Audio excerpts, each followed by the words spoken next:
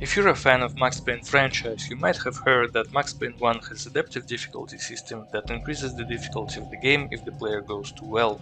But how does that adaptive or dynamic difficulty system actually work? I did some testing, then dug through the game files and found some information that I would like to share. It is important to note that I will be talking about the PC version only, not PS2 or Xbox. The pieces of code responsible for the difficulty levels of the PC version are presented in two TXT files. One of them is called difficulty.txt, which is packed inside a big data archive x_data.ras.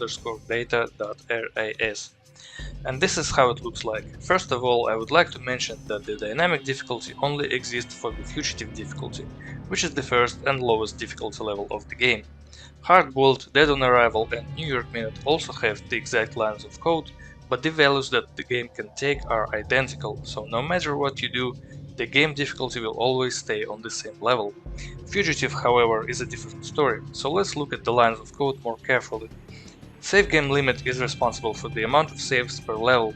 It is unlimited for every difficulty level in the game except for Dead on Arrival.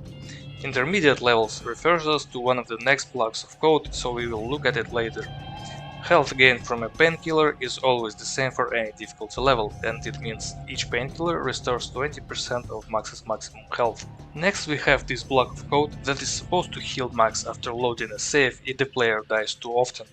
However, you can see that this code is marked with slashes, which means the developers rejected this idea. They left this code as a commentary, so it does not work in the game at all, and thus I will not discuss it anymore. The next block of code is just the information you get after beating the game, nothing really interesting here. And finally, this big piece of code is responsible for the dynamic difficulty adjustment on Fugitive.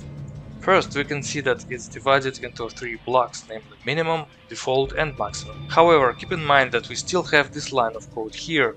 Each of these blocks also have intermediate difficulty levels, so in fact, Fugitive contains a total of 7 difficulty levels. The difficulty impacts enemies' health, the amount of ammo you pick up, player's health, auto-aim radius, healing speed from painkillers, and finally the amount of bullet time you get from each enemy killed. Let's take Max's health as an example. Health in this game is implemented as numerical values. For clarity, a Beretta bullet deals 5 damage, same for a single shotgun shell or an inner bullet. Desert Eagle and Colt Commando deal 10 damage, and the sniper bullet deals 70 damage. Max has 60 health by default, as it's indicated in his TXT files. This means if you appear to be on the Fugitive minimum difficulty level, he will have 120 HP, which is exactly 12 Colt Commando bullets. However, if you are playing on the hardest Fugitive maximum level, Max will have only 24 HP, and he will be taken down by 2 Colt Commando bullets and 1 Beretta bullet. Big difference, huh? And by the way, on Fugitive maximum the health pool is kinda close to Dead on Arrival, where Max has only 18 HP. Okay, we get it, the adaptive difficulty affects health, bullet time amount and some other less important things. But how does the difficulty transition actually work? And why does it feel like you're always playing on the hardest level where Max has so little HP and is so easy to die? Difficulty.txt does not answer this question. This is where we need the second file I mentioned, levels.txt. But before we start looking through that file, let me debunk some myths that you can often hear in discussions about Max Payne's adaptive difficulty. Myth number 1, the game difficulty increases when you kill enemies. That's not true, there is no evidence of that in the game files and I have thoroughly tested that. You can kill 0 enemies and just speedrun through a level and the difficulty will still increase. This is easy to test if you enable developer keys where you can teleport between certain checkpoints of the levels and display the information on the screen about Max's current health, which is useful to indicate whether the difficulty has changed or not. Myth number 2. The game difficulty changes if you die and load a save after that.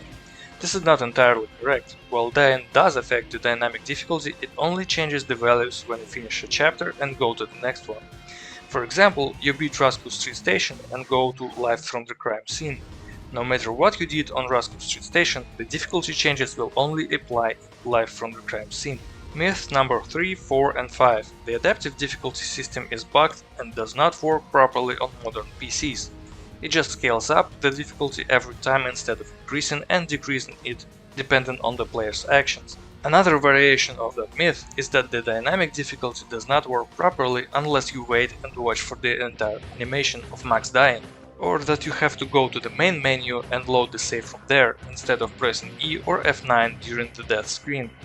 All these assumptions are wrong, and I managed to get my game difficulty decreased on a modern PC without watching the animation and instantly loading a previous save by pressing E without going to the main menu. Finally, there is a myth that a patch from PCGamingWiki.com fixes the adaptive difficulty and makes it the way developers intended. Well, it's not really a myth, but rather a misunderstanding, as it clearly says in the patch description that it removes the adaptive difficulty completely. The patch represents the edited file difficulty.txt, and if we compare it to the original file, we can see that the patch just makes the game easier.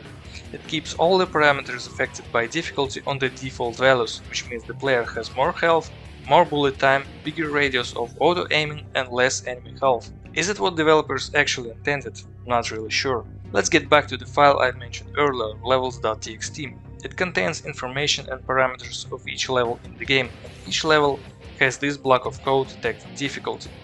What we are looking for are these lines: hardcore health, hardcore death, and hardcore time.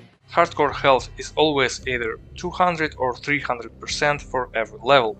I'm not sure why Remedy did it like this, but you clearly cannot reach or overpass these values, since you can't have more than 100% of health. And yes, painkillers do not count here, so basically we can ignore this parameter.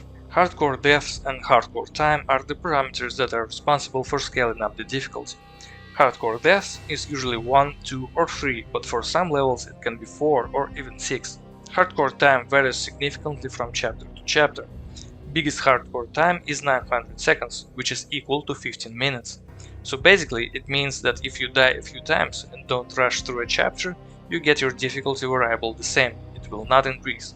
Also, if you load the save just like that without dying, it will reset the difficulty variable even if you died a bunch of times before that, but didn't save after that chain of deaths. Okay, the difficulty variable might stay the same, meaning the enemy health, max's health, etc. do not change, but how the difficulty can be lowered? On part 1 prologue, I found out that it's pretty simple. You need to die from the junkies and load the save twice, then wait for about 10 seconds before finishing the level. However, when I started testing it on another chapter, it turned out to be harder than I thought. I used part 1 chapter 2 as a test level, since it can be finished very easy with the developer keys. Then I started experimenting with dying on the chapter many times and waiting for a significant amount of time using speed hack and cheat engine. After dying like 50 times and waiting for 90 minutes of the in-game time before finishing the chapter, the difficulty did not change. The only time I managed to lower the difficulty and get more health for max was when I changed the values of minimum time, maximum time and hardcore time in levels.txt to much lower values like 5 to 15 seconds. It seems that the developers put really high values of the time required to finish the level for the difficulty to be decreased. My attempts to get the difficulty decrease on purpose with the default level parameters failed miserably. The difficulty formula appears to be very complicated. It's hidden somewhere deep in the game files, maybe in the application or level files themselves. Anyway, it cannot be found that easy. I could not figure out how it works even after days of testing. Using cheat engine to find some clue in the game memory did not help much as well. I assume in a usual playthrough it's almost impossible to get the difficulty decreased. So here's the conclusion. Even though in some chapters it's fairly possible to keep the difficulty variable on the same level, it still tends to increase, and decreasing it back can be extremely hard, as it would require waiting for a long time before finishing the chapter, which is why in practice it's so easy to die in this game. You reach max's minimum health, which is 24, really fast, and it means one single shotgun blast is enough to take you down. That's it for Max Payne 1, but what about Max Payne 2? It's quite a similar game, and it also has the scripts for the adaptive difficulty for detective, which is renamed Fugitive from the first game. This time the developers made it easier to understand what affects the difficulty variable, which can be displayed on the screen directly. In Max Payne 2, killing enemies actually increases the difficulty a bit, and dying decreases it greatly. Unlike Max Payne 1, here the difficulty does not affect Max's health. Instead, it affects enemies' accuracy, percent of healing from a painkiller, auto-aim radius, bullet time per kill multiplier and ammo found multiplier. If you don't die, you basically kill enough enemies to reach the highest possible difficulty by the end of Criminal Mastermind. Highest difficulty on Detective does not differ from Dead on Arrival, except for the unlimited save slots per level. However, the game is pretty easy overall. For some reason, Remedy gave Max so much health that he can survive 2 grenade explosions under his feet, not to mention the OP bullet time system, which refills by its own and goes stronger the more enemies you kill. If you like this video, watch my speedruns and challenges on Max Payne 1 and 2. Good luck and have a good one!